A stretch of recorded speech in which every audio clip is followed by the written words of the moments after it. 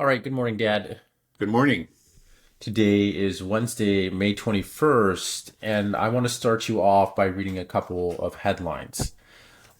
This is from Bloomberg. Oil climbs on report that Israel is preparing to strike Iran. CNN. New intelligence suggests Israel is preparing possible strike on Iranian nuclear facilities, U.S. officials say. Time magazine. Israel reportedly planning to attack Iran. Newsweek. Israel preparing strike on Iran amid U.S. tensions. So what do you make of this? Is this really happening? Um, you know, it certainly can, for reasons that we've stated earlier. It's just that, um, again, Netanyahu is fixated on attacking Iran. It's been an obsession of his for something like 25 years now. And so there's that. But then there's also the very perilous situation that he finds himself in right now.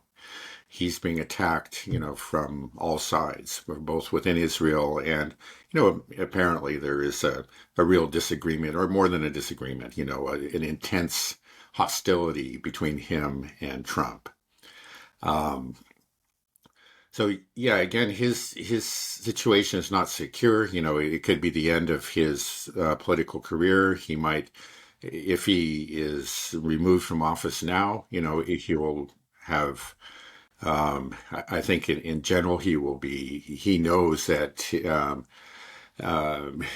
he will not be considered among the greats, but rather quite the reverse. He'll be leaving a mess. But if he can defeat Iran, if he can complete the ethnic cleansing of at least a good part of Gaza, then in his own thinking and the thinking of his supporters, he would have been one of the greats, a new David of Israel or something like that. So there's Netanyahu's his own motivations. And then um, I think the last time we talked about the contradictory signals that we're getting from the U.S. side, or just in general about the negotiations, that has become decidedly more negative. You played that clip of Witkoff last time, and then what I've heard is that, in fact, the um, Iranians have broken off the negotiations. They said, after that, there's no point. The Ayatollah Khamenei, said that we're not going to the fifth round in Oman. There's no point in it.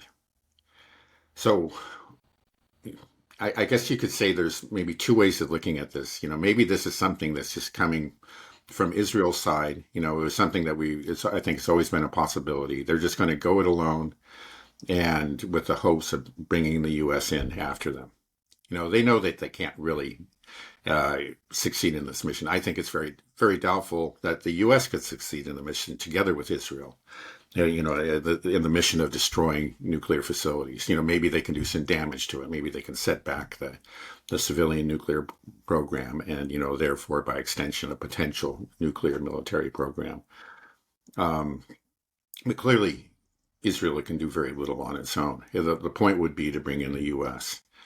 But the fact that you had the U.S. actually, they were really the ones who broke off the negotiations. When Witkoff made these statements, it was, it was a clear signal that we're not negotiating in good faith. Iran had stated again and again that this is something that we can't accept. And I guess in the first few rounds, for whatever reason, the U.S. played nice, but now they're doing this now. It suggests that there's been a change of policy within the U.S. So maybe this is being coordinated with the Israelis. And the fact that you're getting these leaks in the U.S. press, I think is further evidence of that. Now, I don't know what's going up. Is it some effort to pressure or scare the Iranians back to the negotiating table? If it is, I think it's just not going to work. Um, or is it part of a plan? I think I saw one report in addition to those headlines that you gave that actually the U.S. had agreed to provide support for any attack that Israel carries out. So it would be Israeli planes and missiles, but with probably again air fueling from the U.S. and probably intelligence as well. Um, Now, Do you No, really think the why? U.S. would provide support? Because that would immediately make us an accomplice to this. We would be a co-belligerent on this attack. We carried Yeah. out an attack on Iran. I mean, Right. we've talked about all of our bases scattered throughout the Middle East. They're all within easy range of the Iran's missiles. So this seems ridiculous. And especially if we don't want war with Iran, why would we assist Israel to carry out a strike on Iran? You Yeah. really think we would do that? Well, it's possible. Well, first of all, we've done it in the past, and limited support has not resulted in retaliation against U.S. assets in the region. Like the last attack that was carried out by Israel was done with U.S. support.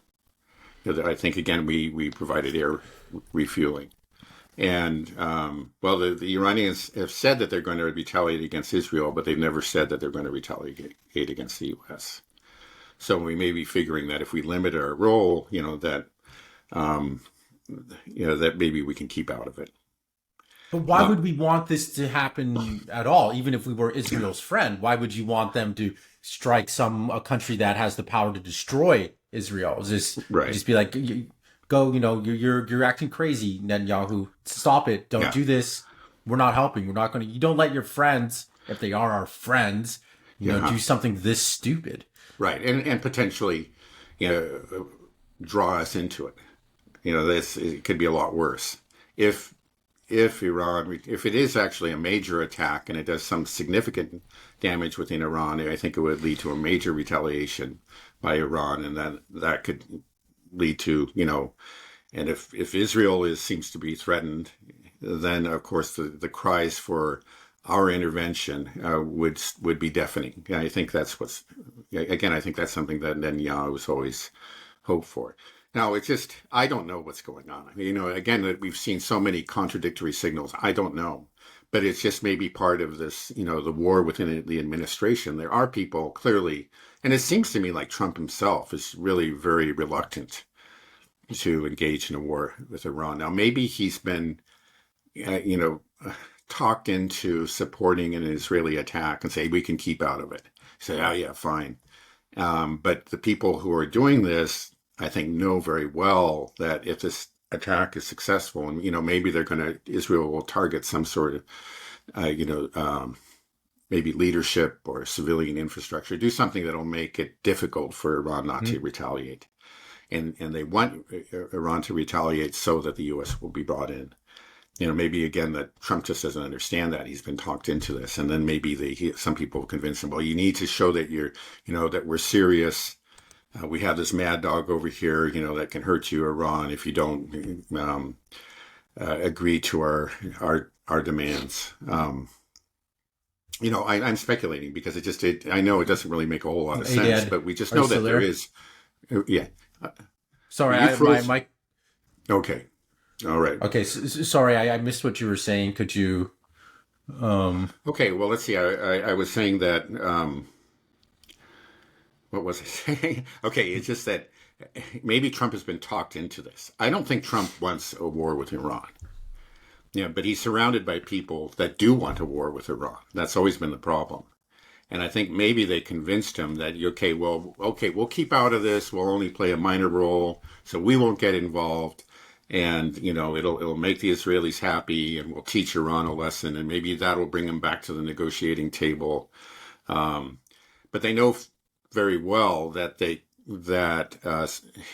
an attack could lead to retaliation and a general escalation in the conflict between Israel and Iran. And their hopes, the hopes of the Iran war hawks and the U.S. administration is that there will be, that we will be brought into it, and there will be an out attack on Iran. These people have always been there. And if anything, they're in greater numbers now under Trump. Even though Trump himself, I think, is reluctant, but Trump can be. I think they can play games with him. They can rope him in. They can convince him, oh, this is the way out. This is the solution, and we won't be drawn in. But I think they know very well that that such a conflict could draw us in. so these reports, what they're saying is that if Israel perceives a deal that is made between Trump and Iran to be a bad deal, which in Israel's mind, anything short of complete dismantlement of the nuclear program is a bad deal, Right. then that they will carry out an attack. So that's basically what they're saying. So I guess that's maybe why Trump is putting this such an ultimatum, because Israel has said that you have this is our red line, so you have to push that forward, or else we're doing this with or without you, and if we do it without you, we're going to bring you in somehow. Uh-huh. Basically that's what they're saying, right? Yeah, they may be probably not saying it directly, but that's maybe what's understood, Yeah, no, that's a possibility. It may be the reason for I think there's no question, like the change in stance on the part of the U.S. negotiating team was a result of some kind of pressure.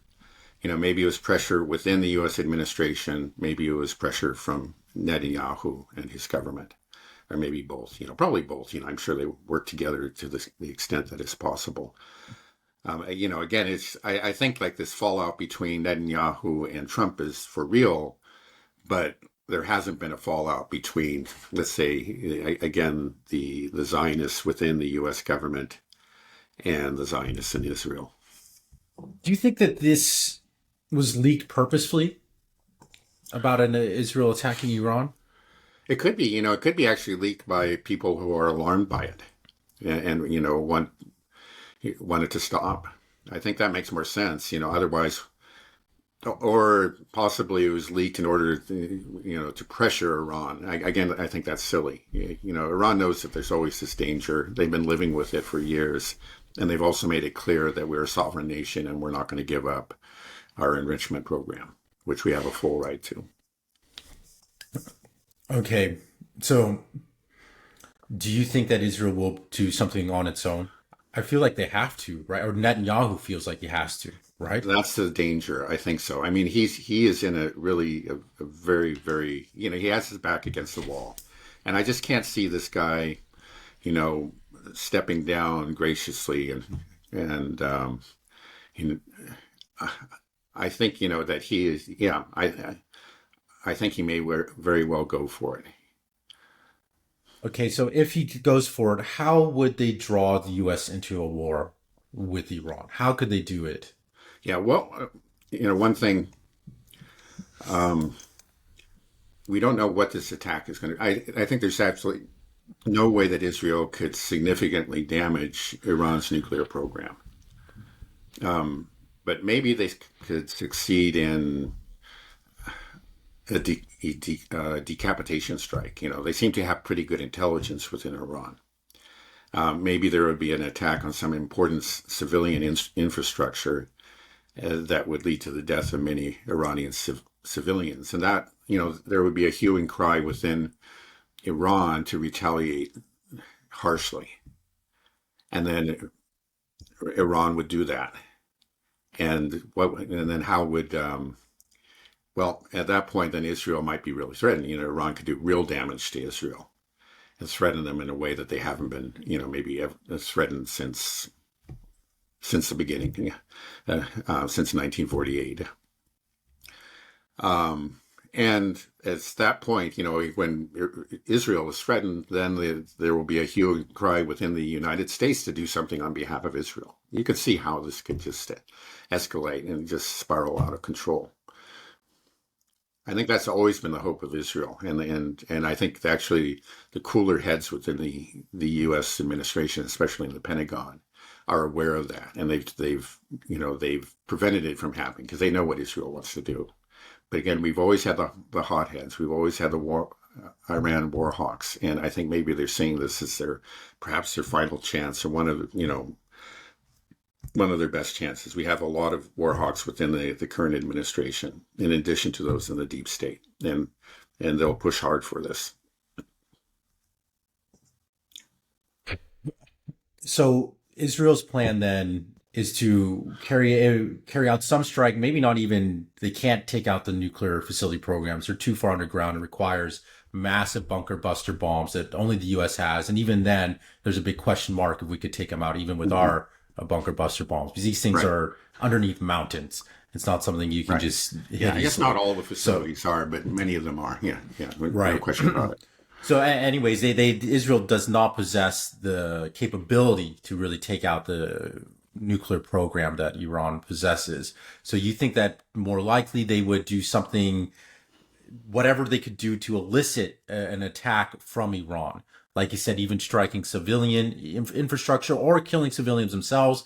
Israel has shown that it doesn't care about killing civilians. We've seen this throughout, of course, through Gaza, but just equally throughout Lebanon, how they just used to would just carpet bomb Beirut.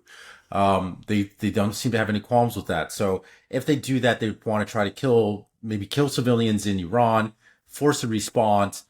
But I think what Iran has shown us is that they are cautious. They are not out to kill civilians.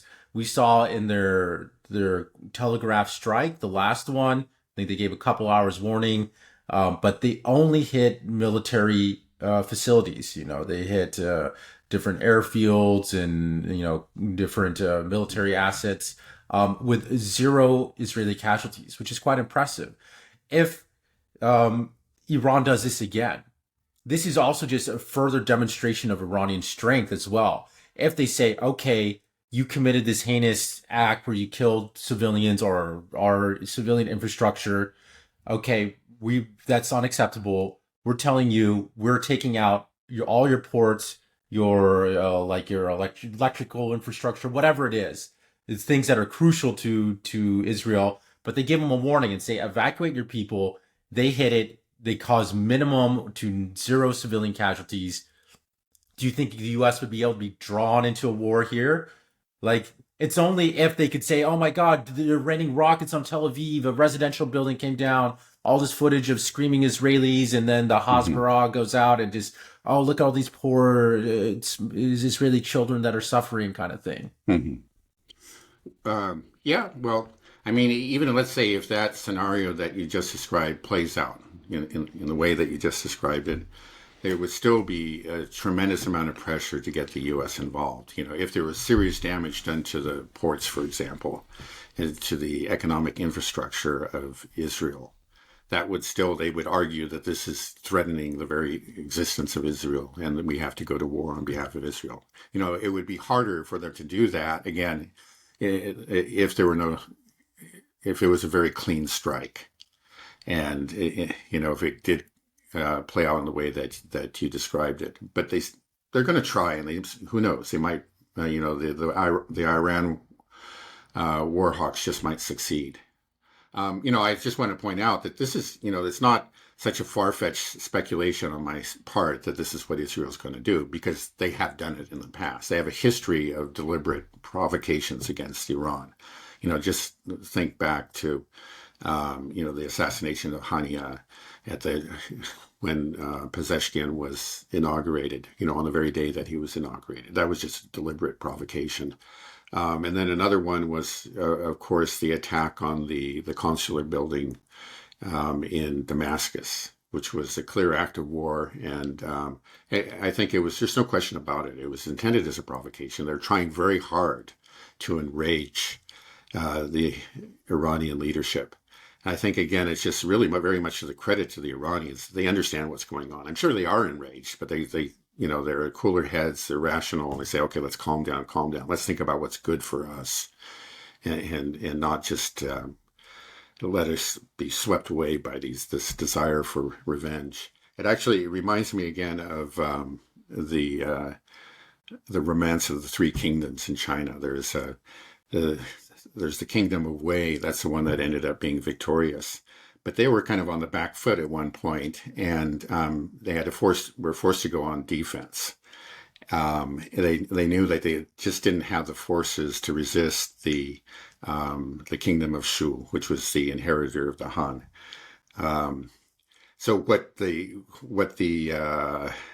military leader on the Shu side did was that he just tried again and again to provoke the Wei kingdom. He did their constant. Well, they had people outside shouting insults, and then he sent insulting gifts to the military commander on the other side. And when this happened, it was all these generals were just enraged. They're pulling out their swords and saying, "I don't care. I'm going to go out. We're going to."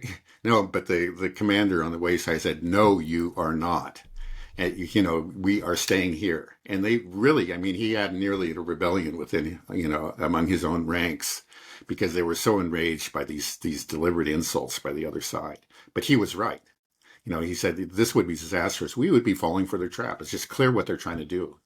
And I think it's very similar to what's happening here. I mean, you have cool heads in Iran, and again, the Israelis are trying to provoke them, and they're trying again and again. And I think again, the Iranians have responded very rationally, and I know I fully expect there may be a point where they can't contain their rage, you know, but I don't see that happening. They'll be very careful in their response, but it's always dangerous. You know, it's just like things can go wrong in any sort of military operation. Maybe some civilians will be killed, even if you're trying to avoid it. You know, what things can go wrong. It's a very, very dangerous game that's being played here. Right. I mean, if I do expect a careful, calculated response from Iran to whatever Israel may do, and I just don't think that there could be popular support to get the U.S. into a war with Iran. I just don't see it being possible. It would just be so unpopular here. I mean, especially this is against the backdrop of a genocide. You know, people are aware of what Israel's doing, that it is, and just the provocations you listed earlier, the assassinating Hania on the inauguration of Pezeshkian, bombing the consulate building in Damascus, these acts of war, these deliberate attacks, you know, the pager attack, the killing of Nasrallah and Beirut, just, we've seen a lot of horrific things that Israel has been doing over the past 19 months and is continuing to do. So I just don't see how they could all of a sudden play the victim. I know they always do, but it just doesn't work anymore, right? I Well, don't think they can. I don't know.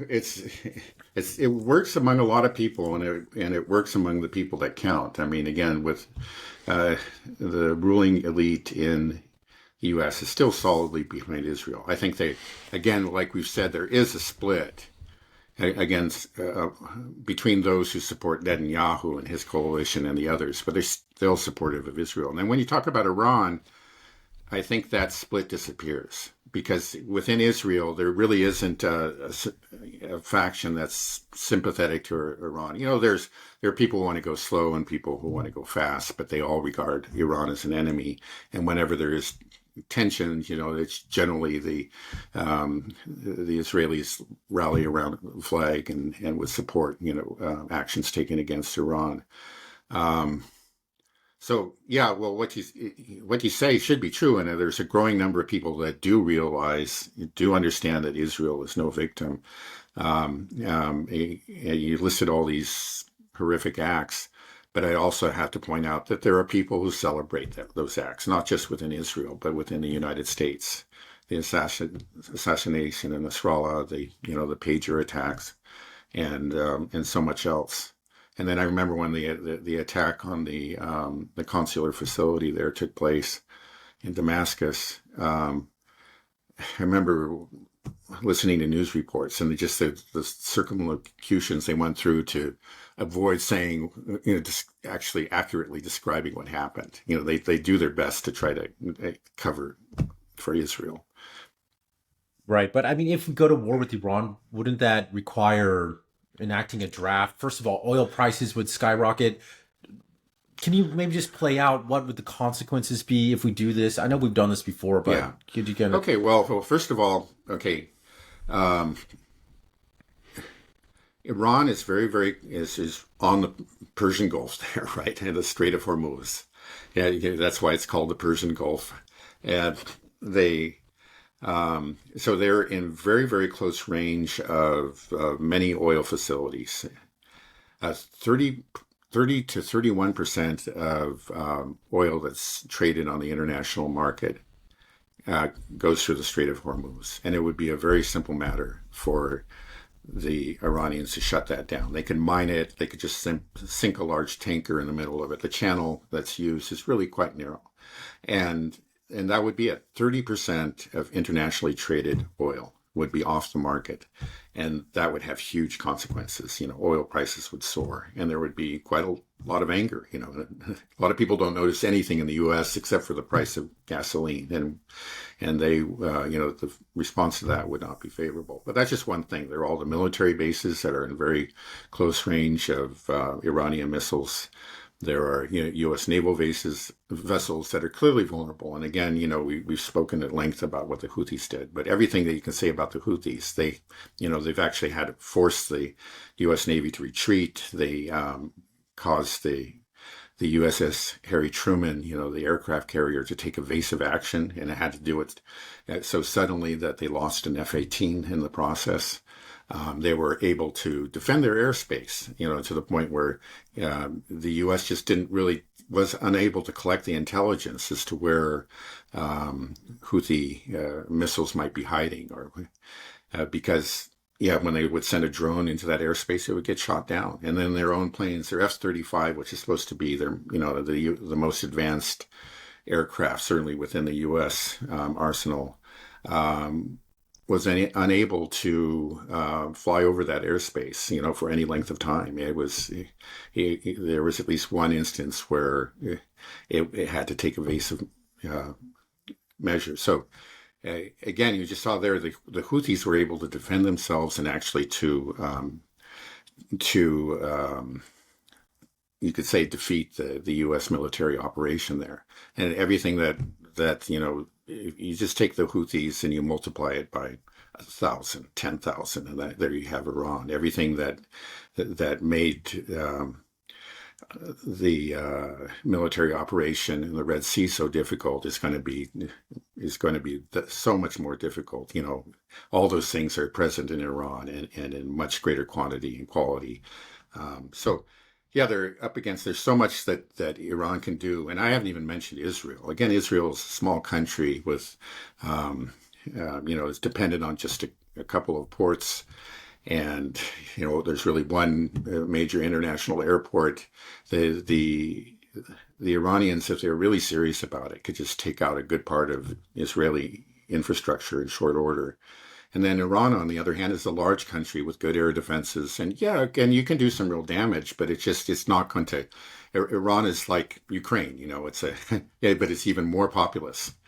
And like we've said, it's just Ukraine has been pummeled by missile attacks for better than 2 years, and it's still standing. Its capacities have been degraded, but it's still standing. So what is the you look at it, it's just clear that this is not going to be, even if the U.S. goes in a big way with Israeli support, this is going to be a very difficult fight. It's not going to be over in a couple of weeks or anything. Americans love short, quick wars, but this will go on and on and on, and there will be many serious, if we really are serious about it.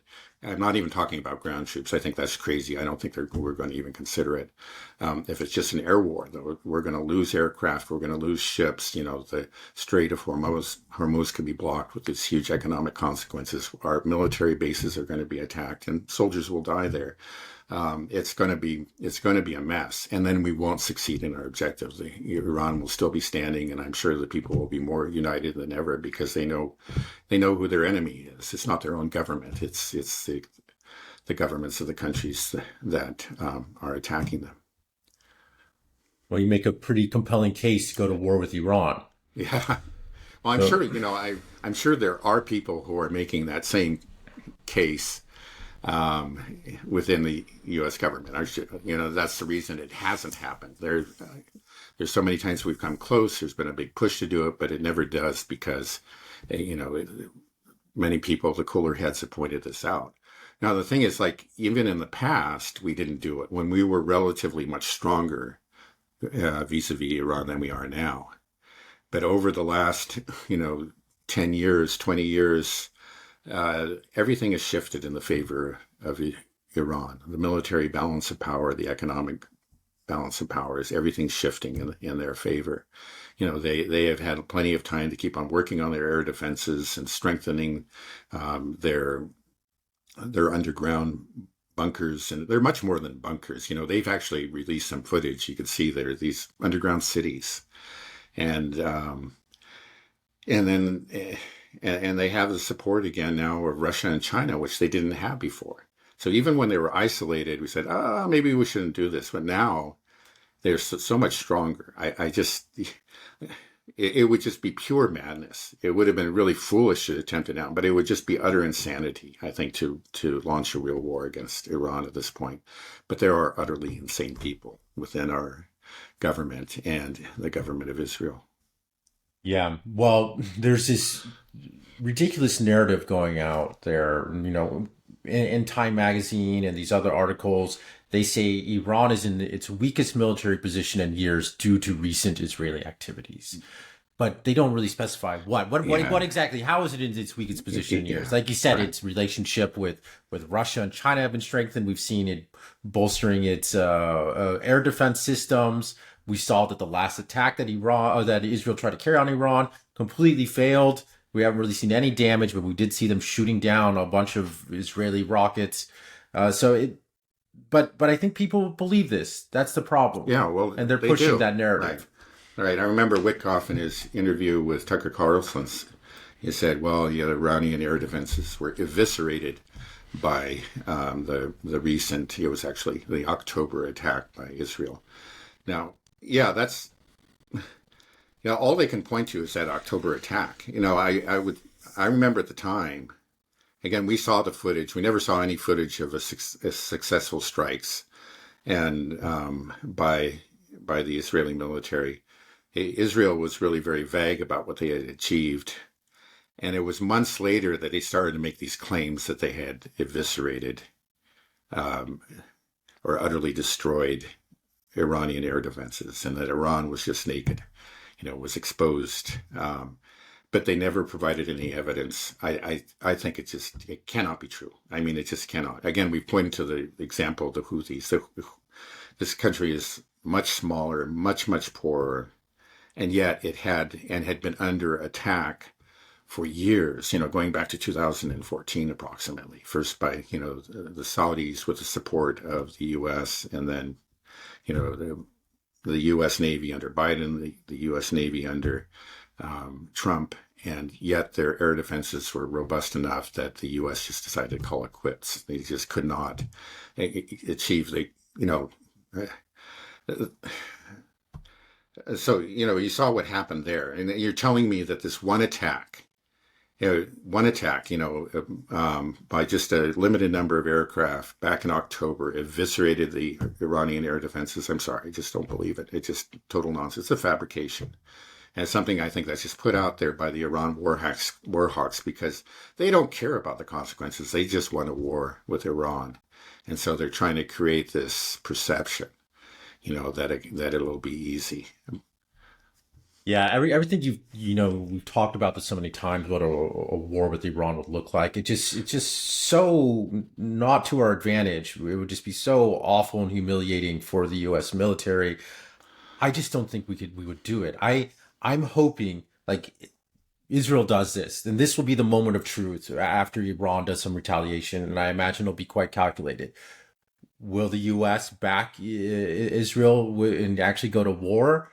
Or is the truth just going to be just so apparent that this is not in our interest? It's not going to work well. We have plenty of evidence to prove that it won't work well. The most recent one being our campaign against the Houthis. So I think we wouldn't do it. There's no popular support. It would be there's be very little, even with the Fox News going 24/7 about how we need to do this. I think we would abandon Israel on this. We would say, no, we're not going to war. And in a sense, it's not even abandoning them. It's just saying you guys gotta cool it. We're not, Israel can stop this at any time. Israel doesn't have to be carrying out the genocide in Mm, Gaza. It doesn't have to attack Iran. It doesn't have to do anything. It's just the only reason they do it is because they know that we were backing them all the time. If we right. just stop, then the whole thing will end. So I think that's what will happen, right? Do you think that we would actually get dragged in? I'm Well, putting my money on we're going to right. we're not, but maybe I'm wrong. Maybe this Zionist grip of the U.S. government is just I've been surprised how powerful it is, but against something that's this stark, this stupid, this suicidal, surely not. Yeah. We won't jump off a cliff for Israel, or will we? I don't know. Well, so far we haven't. Again, because Israel has tried to make us jump off that cliff in the past. And like even under Biden, and Biden was, just as Zionist as you could find in U.S. politics. I mean, he's totally committed to Israel's expansionist policies. And we found out, for example, recently that no one in the Biden administration ever pressured Israel to lay off or to push for a ceasefire in Gaza. And then Trump, to his credit, occasionally does. Occasionally, again, he's very erratic. Um, but anyway, it's just that there have been these pushes, there within the U.S. administration, but we've always pulled back. And one example, and I've actually worked to avoid a war with Iran. An example is that after those really egregious provocations by Israel, and Iran made it clear that it was going to retaliate. They actually, there were, I think, very credible reports in the media that Iran and the United States worked out a plan together or negotiated the Iranian response because neither of them wanted a war. Yeah. The U.S. did not want to be drawn into a war with Iran, and Iran doesn't want to have a war with the U.S. It's just Israel was the one that wanted to. So if you remember that first, I guess it was Operation True Promise 1, the first missile attack. It was largely drone and actually slow-moving drones. That was part of it. The Iranians knew that these were going to be shot down. They were slow-moving, cheap, older drones. They sent a lot of them. And they were, virtually, I think all of them were shot down, at a cost of something like $2 billion or something, but they were shot down. But then towards the end, they sent some of their more advanced, not the most advanced, but some of their more advanced missiles, and they struck these targets very accurately within Israel. So it was a demonstration. It was something that was worked out. Okay, no civilian casualties, limited missile strikes. It was kind of choreographed, but it was done it was because the U.S. did not want to. There has been resistance to this within the U.S. administration. I think it's based in the Pentagon, where people really understand, what the balance of power is and what a war can mean. And it's been there, and it's still there. But the crazies have never left. And if anything, I think we have maybe more crazies than ever. That's one thing, unfortunately, that Trump did is that he appointed a lot of war hawks. Now, one of them has been pushed away from his position of power, and that is, of course, Mike Waltz. So, that's an encouraging sign. But we don't know if that was because of his support. Apparently it was because he was coordinating with Netanyahu to sabotage the negotiations. And so he ended up being kicked upstairs, so to speak, to the United Nations. But yeah, so it's really hard to say. I mean, it should not happen. It hasn't happened in the past. The cooler heads have prevailed, but there's always a chance that even if like Iran tries to be very, very restrained, something will go wrong. There will be some kind of provocation, something that Israel is able to seize upon, and they will go all out to get the U.S. to support us. And there is this resistance there to war with Iran within the U.S. There's also, the Israelis know that they do have a lot of assets within the U.S. And I mean, they have a lot of buttons they can push, and I'm sure that Netanyahu would just go out and push every last button and get the war drums beating as loudly as possible within the U.S. And then who knows? My hope is that you're right, and that it'll fall short, and it'll be a great humiliation for Israel, and maybe it'll be a watershed moment. I can hope for that, but it's very scary. Who knows how it'll play out. Right. The thing is, the more buttons that Israel pushes, the clearer it becomes to the whole world that, oh, Israel is controlling us. Israel controls our media, controls our narratives, tries to shape our perceptions. Israel is manipulating us. They have a very advanced lobby that is in contact with all of our congressmen and their families and their dog. They're very. It's very impressive how well they have infiltrated the United States, and not just the U.S. I mean, it's Western Europe as well. But the more they push those buttons, it's will become more apparent. And it's already coming through, breaking through to a lot of people that something is clearly wrong here, and that Israel has way too much leverage over our countries. And popular support, though, for Israel is just plummeting, and we are seeing a real shift in the official stances from many countries around the world that used to always be in Israel's camp. I'm talking about primarily European countries. I saw that they are reevaluating trade relations now, the EU and Israel, and I know Spain is breaking off all trade, and there is becoming more and more ability and just the comfort to say that what Israel is doing is wrong, and even to use the word genocide. And once that starts breaking through, I think it's going to make a lot of politicians afraid. They're like, we can't be on the wrong side of this. We can't be supplying arms to a country that's engaging in genocide. And I was watching BBC yesterday, and they were doing the coverage of what's happening in Gaza, and it's horrific. They're saying 14,000 babies will die in the next 48 hours if aid doesn't come through. Israel's promised to let 8 trucks in, but so far only like 5 or maybe 9 trucks went in, and apparently none of the food was distributed. So there just seems still intent on letting these people die, these babies die. And so it's just gotten to the point where if Western media is reporting this, like, I just think they have no goodwill left in the world. They can't get away with it. They can't trigger a war. They can't get that sympathy. I just don't think it's possible. Like, this is the end, right? They Well, can't get. all I can say is I hope you're right. There clearly is, growing criticism of Israel, especially in Europe, more so than in the U.S. But that was always true. I mean, the support in Europe was always for Israel was always softer than it was and is in the U.S. The governments had been solidly supportive of Israel, but as you're pointing out, that's beginning to shift. We got a long ways to go. I was just thinking what the European Union is now putting together the 18th sanctions package against Russia. How many have they put together against Israel, right? None, of course. We're still a long ways from getting to even number one. But I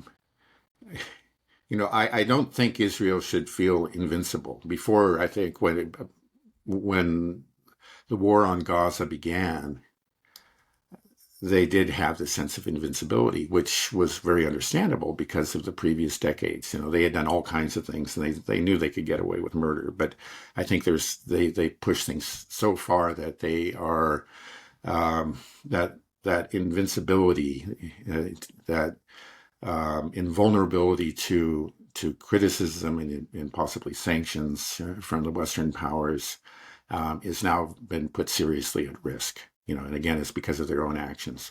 And even the extreme right wingers have become aware of that.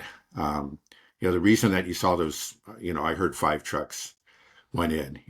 Now, that's a very small number. It's not close to being enough to actually prevent starvation, to save these people from death by starvation. Prior to October 7th, 500 trucks would come in every day. So now we're talking about 1% of what's needed. But why did that happen? Why did the Israelis actually relent and partially lift their blockade of humanitarian aid? And that is because they became aware. Actually, Netanyahu himself said he was getting pressure from pro-Israeli senators in the U.S. Senators like I imagine like Tom Cotton or or Chuck Schumer in New York, and those kind of people, who have always been really ardent Zionists. Well, these people are actually telling, hey, this looks really bad. You got to do something about this. Starving babies is really not good for Israel's image. So they began pressuring them, and that's what Netanyahu has said, that's the reason why he did this. He was actually getting pressure from him, but it's so limited. It's just a gesture. It's a way to, to actually kind of pull the wool over the eyes of the West. And even Smotrich, initially was just very vociferously opposed this idea. He came around and he said it for this reason. He told his supporters, he said, hey, look, like this will protect us from war crimes accusations and allow us to continue our operation. In the end, we're going to destroy Gaza. We're going to utterly destroy. We're going to annihilate him. I think that's the word that he used. So it's just basically he was telling him that it was a ruse, and that's what it is. But this ruse became necessary because they were starting to feel some heat. It's absurd that it had to go so long, and we'll see. Is this going to be sufficient? Maybe they're wrong, and like the pressure they're feeling is not going to be allayed by this symbolic gesture, because that's about all that it is. We'll see. Do you think that the main reason we're seeing the EU speak out against Israel now isn't so much that they care about the Palestinians, but what Israel's doing is detracting from their ability to vilify and demonize Russia? Because Russia needs to be the main enemy, and like Russia is the real big boogeyman, but Israel's over here starving babies to death, and you're like, oh, well, we can't have that because it doesn't allow, because this is supposed to be the bad guy. Israel's not supposed to be the bad guy. But if Israel's doing this, it makes it harder to make Russia the big, bad, scary monster we want it to be. Right. Well, yeah, possibly. I'm sure that some people are thinking about that. And just in general, it has harmed the reputation of the Western world, for very good reason. I think it's done very serious harm in the minds of, let's say, young people who are kind of naturally favorably disposed to the West all around the world. Yeah, a lot of them are starting to wonder. It used to be almost reflexive. If you were born to a certain social class, and even if it was Iran or Egypt or some country like that, still you would have this. The natural tendency was for those people to look to the West and wonder, why can't we be more like them? And that again, I guess we're seeing right there, the West's soft power.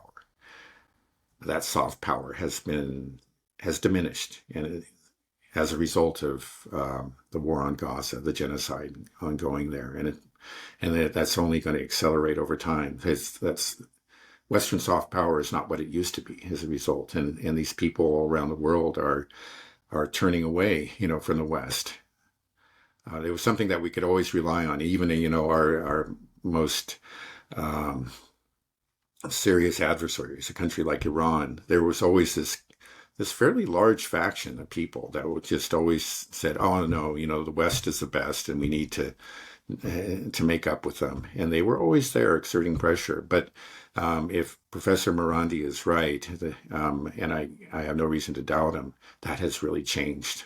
It was just like, he used to deal with these students in his classes all the time. They just they were dewy-eyed about the West, and that's just no longer there. It's just after they saw too many images coming out of Gaza, and they were aware of the general Western support for it, and that's changed them forever.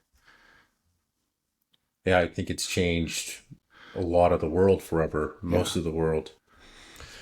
I've been aware of Israel's crimes for a long time, but this has really changed my view of it a lot. It's everybody, like we said on the last conversation we had, just couldn't imagine that this would actually happen, that we are where we are now, and it's still Mhm. going on. It's really insane.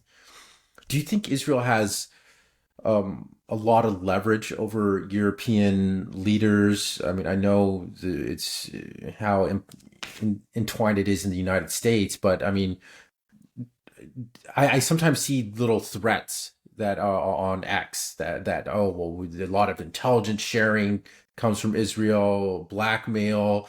Mhm. Is there stuff that they can do, that Israel could do to European leaders, or Oh, I'm or the sure there U.S.? is. I don't pretend to know the extent of it, but I think it happens probably more often than we realize. That a politician has a skeleton in his closet. I don't think that's at all unusual in politicians, and the Israelis or the U.S. They get a hold of it. They find out what it is. They let this person know, hey, we know about this, and but we're going to keep it secret because we're all friends, right? And that does enable them to control the actions, like you prevent them from going openly against Israel or U.S. interests or whatever. I can't say I know how often it happens, but I think there's no question that it does, and that's part of. Sometimes we wonder, like, why are these people acting so crazy? Why don't they wake up? Why don't they speak the truth? And maybe part of the answer is just outright blackmail. Yeah, I feel like that. We were supposed to see the Epstein files, and all of a sudden, that just kind of got shut down. They said, "Oh, he killed himself. Don't look at it." Yeah, yeah. Yeah, it makes me wonder. With most of the politicians in the Western world, I feel like nobody really knows who they are. They kind of just get selected, floated to the top. And I've been hearing things about like Macron, that he really wasn't a very intelligent guy. He's got a really weird past history, with Brigitte Macron. According to Candace Owens, it's actually a man, Jean-Michel Trogno. And I don't know. I listened, went into that a little bit, and I'm like, I don't know. There's a lot of questions here. It's a little No suspicious. comment. No comment. Yeah. That's not my. But anyways, somebody with a weird history, even if it was true, it's like they started a relationship when he's 14 years old, that's weird in Yeah. itself. But then he just kind of, for my understanding, is that he was kind of like picked by the Rothschilds and put into banking and kind of groomed and got into this position. And then you're wondering, like, is this how a lot of politicians are? They almost like selected and groomed? Because the reality is that I don't know anything about hardly any politician. Is they just get presented to us like, here is this guy, and these are the things you need to know about him. There you go. He's a great guy. Vote for him. Here's another guy. This is what you need to know Yeah. about him. But Right. they aren't truly real public figures that we got to follow and know. Is there some type of cabal that is like grooming and selecting and connecting people and saying, okay, this person, we'll make this guy the president of France. We'll Keir Uh-huh. Starmer, we'll move him up. And then I think that's one of the reasons why Trump has been such a fly in the ointment, because he's clearly one of those that hasn't been kind of selected by the system, Mhm. to be groomed for leadership. His life has been very public. He's been in public figure for a long time. A reality TV show. It's not the same thing, but all these other politicians, they are. Do you think that's what's happening? Yeah, I say more or less. I wouldn't say that there's a single cabal. Maybe I'm wrong, but I don't think that's what you need. There is the elite. There's the establishment, and they share a mind. Um, they're at the top, and they want to stay at the top, and they want to keep things the way they are. And they have many ways of exerting influence. There's financial power. You're talking about the Rothschilds, but just bankers in general. There's the deep state. There's the permanent bureaucracy and the media. I mean, these are all make up part of the establishment. But these people, they all came from the same schools, and they share basically the same outlook. And so, yeah, when somebody is rising up through the ranks in politics, well, there are many points where they get to exert influence, and they'll give their seal of approval to somebody who they think will be a faithful servant of their policies, and as support their ideas that are one of their own, basically. But somebody who doesn't, well, they have a lot of ways of destroying a person like that. Negative media stories, or intelligence agencies finding skeletons in closets. It's just one thing after another, or raw financial power. It's just that choosing another candidate to run against them and giving that candidate millions of dollars, even in a local race, and all of these measures can prevent the rise of somebody who really does oppose the system. And I think that's what you have in place. In the end, you get these soulless administrators, people who just don't seem to have any ideas of their own, but they understand. It's because they've always thought this way. It's just like, my job here is to to maintain the system. The system brought me here, and this is why I'm here, and the system knows best, and I will be a faithful servant of the system as long as I'm in office. I think that's how all of them think, and you can just can't get them to think anything else. If they had a soul, they sold it a long time ago. That's my impression. Maybe unfair, but my impression of Western leaders in general. And I think Right. you're right. It's not, again, I'm not a big fan of Trump. I mean, he's got many, many flaws, but he is not one of those people.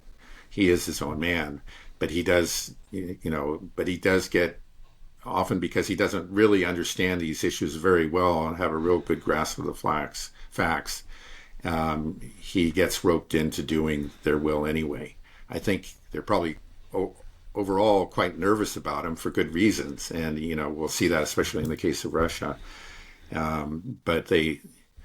But they don't give up. They'll keep on working on him, and their hope is that in the case of Russia, they'll eventually get him back to doing what Biden was doing. He's actually not that far from that right now. And that in the case of Israel, that that if even if there is a personality conflict, and I think there is, that they'll overcome that and just maintain the support for the government that they've for the Israeli government that's always been there.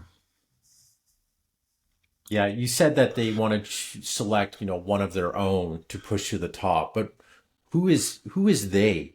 Are we talking about the deep, like this establishment hive mind that you talk about? Is it centered in Tel Aviv? Is it Mossad, CIA, and they have dirt on all these politicians, and they actually Hmm. want politicians that Yeah. are have a sordid past because they know that they can control them, and that these are the people that are getting pushed to the top by they, which is who? What Yeah. what is it? Yeah, I don't. I would love it if there was just one secret organization, if we could find it and then take it out. Well, this is why I'm But saying, is it yeah, potentially a big percentage of this? Like no, half of it is right, Israeli? Because like right. this is Well, I mean, the Israelis have a great deal of influence. And there's no question about it, especially in the U.S. But it's true of Western governments as well. I think especially in the UK and in Germany. Um, but um, yeah, so I mean, the Israelis. I mean, that's they're not really at the center of this, but they're there, and it's part of what you learn at some point is that you can't go. Um, you really can't go against Israel. You can't question Zionism. You can criticize Netanyahu. You can criticize certain Israeli policies, but you can't go against Zionism. That's just that's become part of, being a member of the in club, of being the establishment. It seems amazing, and sort of like, well, how could all these people have the same point of view? But it's actually true. I mean, I'm struck by the extent, like, again, I found it was true, when I was in graduate school. It's just that everybody had the same opinions. It's just sort of like you learn. That's part of becoming um, part of the elite, whether it's the academic elite or media elite, is that okay, well, what are the opinions that I'm supposed to have to be part of this elite? What are the elite opinions? And it's really hard to go against that. I mean, it really is, because people who are rising to the top are really quite insecure, and they're not. And one of the safest ways to make sure that you continue to rise to the top, one of the easiest things to do is just to adopt the opinions. It's harder to do real work, to learn a language or whatever it might be, or a real technical skill. That all takes a lot of time. But you can adopt the proper opinions, and then right away you've just got to, you have. Given your own career a huge boost, and that's what people learn. It's just so that those are the kind of people that we get. yeah, this whole thing's so crazy. The more talks that we have, I mean, I'm going to start building a tinfoil hat for the next show. I mean, I'm just getting out of Yeah, this it point where isn't. it's just like, It isn't a conspiracy theory, though. I mean, again, conspiracies do exist. I know that, but this is not a conspiracy theory. It's out in the open. It is the establishment that we have, and we don't have to assume that there are shadowy organizations. So that might be a part of it. like the blackmail that you're talking about. I think that without a doubt goes on, and that's probably what's happening at Epstein's Island. I think that's the best explanation for all that. Um, but much of it is just out in the open. If you want to find out about it, just go to an elite university, or to the newsroom in the New York Times, and you'll find that all these people think exactly the same way. Crazy. Oh, okay. Well, I want to talk a little bit about Russia, about this call, the Trump-Putin phone call, before we end it today. So, can you give us a little recap? What do we know about this Trump-Putin call? I know the EU's furious, but what's Uh, going on here? Anything substantial? okay, well, yeah, it happened actually while we were doing our podcast on Monday. And I think it started Hmm. at 10 o'clock on Monday, 10 o'clock Eastern time. And it went on for 2 hours. Now, 2 hours seems like quite a long time, but you have to remember they're interpreters, so you have to really have that to get a sense of how much they actually communicated with each other. So it was like a 1 hour discussion that they had with each other. Both of them afterwards provided positive assessments. Um, and they said they talked mostly about Ukraine, but also about, let's say, economic relations between the U.S. and Russia. And I think that's where Trump wanted to go. He doesn't like the war. He finds the whole thing frustrating. He wished it would just go away, but he would like to talk business, with leaders everywhere. And the Russians understand that. And it's to their benefit too, if they can, obviously, if they can restore economic relations between the two countries. Um, so I guess the main thing is Putin let him know, yeah, I say we're going ahead with the negotiations. We have no question about it. And I don't think there's any reason to doubt him. The Russians have made it clear for a while that, yeah, we'll negotiate with them. Before they said, well, I think like up until a couple of months ago, maybe 3 months ago, they were saying, well, we have a problem because Zelensky has actually, well, first of all, we don't regard him as a legitimate leader, and then he's actually passed this law. He passed it, I think it was October 2nd, 2022, that prevents him from negotiating, or anybody. But starting at least a couple of months ago, they said, okay, well, we're just going to disregard that. And we're willing to talk to them, including Zelensky. And so they've been consistent about that ever since.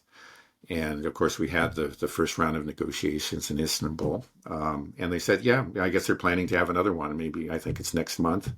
And that we'll continue with this. But there's no sign that Putin made any sort of concession. He just agreed to continue with negotiations and continue to meet with the Ukrainians. And Trump seemed to be satisfied with that. So afterwards, Trump didn't make any threat of new economic sanctions. And this apparently has really upset the anti-Russia hawks within the U.S., but also in general the European leaders. I think afterwards Trump called these different leaders, and they were not happy with what they heard. I think they clearly they had this plan. We deliver this ultimatum. We know they were not going to meet it, and then we're going to slap them with new sanctions. And Trump's, I think, maybe allowed them to believe that he was on board with that before the first round of negotiations, but clearly he wasn't. And immediately he basically sabotaged that ultimatum plan of the Europeans. And so that's fallen apart. They're very, very upset about it. And at this time, again, Trump's not talking about sanctions. He would periodically mention them in the past, and who knows, he may start bringing them up. I know that that our friend in South Carolina, Lindsey Graham, has his bone-crushing sanctions package, all set up and ready to go.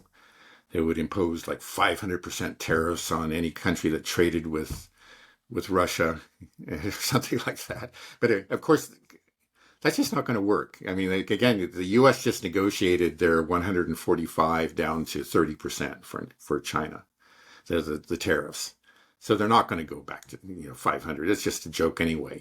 What's the point of having 500% sanctions? It's already clear that we can't do that. Yeah, and again, it's like the number one buyer of Russian oil is China. So we can't sanction. The Indians have already made it clear that we're going to keep on buying Russian oil. So it seems like a joke. Again, mentioned what we've already had 17 sanctions packages from the Europeans. They're talking about putting together an 18th now. The Russians at this point don't really care, and it's sort of amazing. But it's just like the Europeans just keep on huffing and puffing, and this is the one that's really going to do it to them. It just all seems, again. I think last time I kind of painted this cartoon picture, which I think is very accurate. It's just like Alice in Wonderland, and that hasn't changed. There's the Europeans and all the anti-Russian war hawks in the U.S. They're very upset. They wanted to be able to fire their sanctions cannon, and um, with the belief that somehow this time it's going to make a difference. But Trump has prevented that for the time being. Yeah, we'll see what happens. Yeah, I mean, it's amazing to me that they are upset because they had the sanction plan. It's like you said, the 18 sanction package, it doesn't work. It hurts Europe more. I mean, if I was Russia, I'd be welcoming, like, yes, please put on your bone crushing sanctions because they know that what it's doing is it's forcing the world to make a choice between the West and BRICS. And we know which way they're going to go. We know that China's not going to stop trade. India is not going to stop trade. So all it's done is just further weaken the U.S. position, made it more apparent to the world that U.S. Western hegemony is over.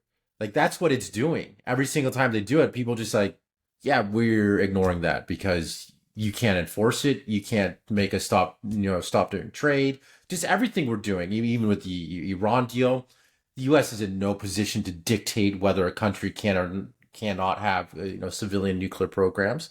Like that's just not within our rights. So just ignore them is what they're doing, Uh-huh. and what it's doing is it's damaging the Western led order. The U.S.'s reputation. So Western Europe's reputation. So let them do it, right? If I was Yeah. Russia, bring on more. The more sanctions, the better. Yeah. It all backfires. Right.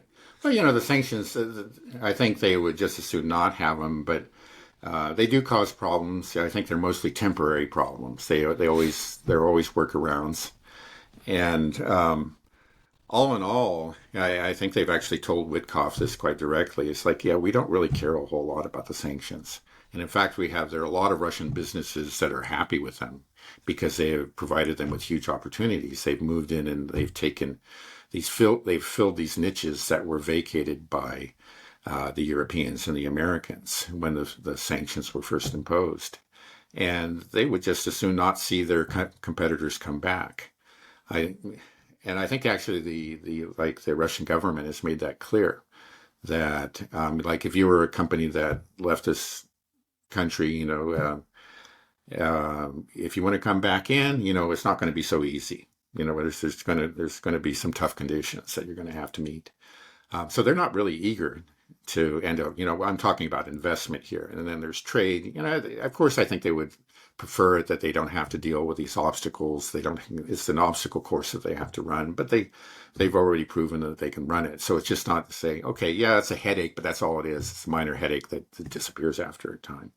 And then the other thing about sanctions is the again, as sanctions, it's always kind of framed as a punishment of Russia. But when we're talking about economic relations, the consequences are always to both sides because you have an economic relationship because it's mutually beneficial. So when you cut it, you've actually hurt both sides. In this case, we're talking about Europe and the U.S. vis-a-vis Russia. So there's all these threats and all this bluster. We're going to slap it on them, but actually, if you look at it, you're slapping those sanctions just as much on your own side. And it seems like in the case of the Europeans, it certainly has hurt the Europeans a lot more. So every time they fire their cannon gun, it actually kind of blows up in their own faces. And I'm sure it's going to happen again. Just with these 500% tariffs, who pays them? It's actually Western importers that have to pay them. So you're depriving them of some cheaper commodities or goods. That's what you're doing. That's I think people somehow think this is something that exclusively hurts Russia. It seems to But it isn't. In the case of economic warfare, it hurts both sides. I think you can only get away with it when you're a very large country attacking a very small and country. As in that case, it's much more dependent on you than you are on it. You can forego its markets and so forth. You won't really know the difference, but that small country will. Like you can say that was true of Iraq, for example, that suffered greatly under sanctions. But it's just not true of China or Russia. It's obviously not true. I don't think they really understood it. And they've proven themselves to be paper tigers. That's a mistake. You can always, if they had proceeded more cautiously with reference to both China and Russia, the West would have been able to maintain this image of superiority, maybe even invincibility.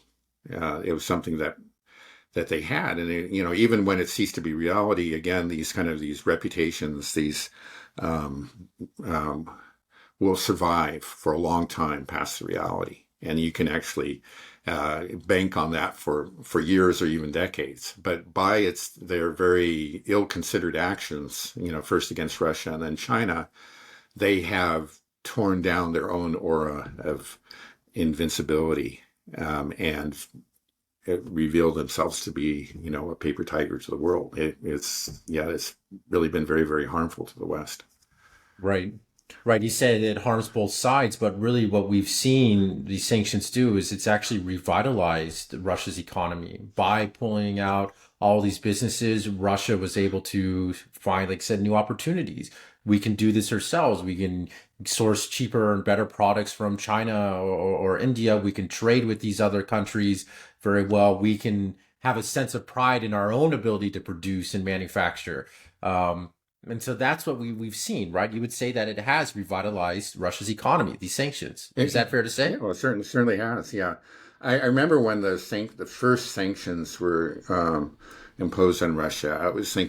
I was expecting it to do more damage than they actually did. They did very little damage. I think there were many forecasts that the Russian economy would contract by 25% in the first year. It ended up being 2%. So there was temporary damage that's just inevitable in a case like that. But then they very quickly recovered and had strong growth. To think about it, but I remember back then as saying that it's just not going to work. We've tried to destroy Iran all these years with sanctions, and we never succeeded. And then it's going to be, 10 times truer of Russia, because Russia is a continental economy. It has all the resources that it needs. It doesn't really have to import, any raw materials at all or any agricultural products. And in fact, it's the world's leading export in basic commodities like wheat and natural gas, and is very close to the top in many, many other categories. And then it also has, more than we realized, a strong manufacturing base that actually was revitalized by this. So it was just always foolish to think that we could somehow bring Russia to its knees. If there's a country that could survive on its own without any trade at all, it's Russia. Now, it's not true of China. China is a huge manufacturing power, but it does have to import lots of food and oil and other things like that. But then, of course, China has its own very, very obvious strengths, and you just can't, the world can't do without its manufactured products. Right. Yeah, no, it's really amazing. Where Trump is really trying to revitalize U.S. manufacturing, the U.S. economy, and his idea was the sanction war, and it totally failed. Terror for you. The tariff war, yeah. But I'm just really thinking like maybe what we need to do is we need to get sanctioned, and then we can revitalize our economy. If we can just convince Russia and China, it's like, hey guys, we sanctioned you, Russia, and it really worked out well for you. It's just like Trump was saying, you got to take a little bit of medicine first. You got that little bit, 2% drop, and then people start filling up all the gaps. And so we can just convince China, please sanction us. Russia, you sanction us, and then give us 3 or 4 years to revitalize our economy. That's the secret. That's what we got to do. Yeah, maybe that's what they actually talked about. That was the secret conversation. Yeah, please sanction us.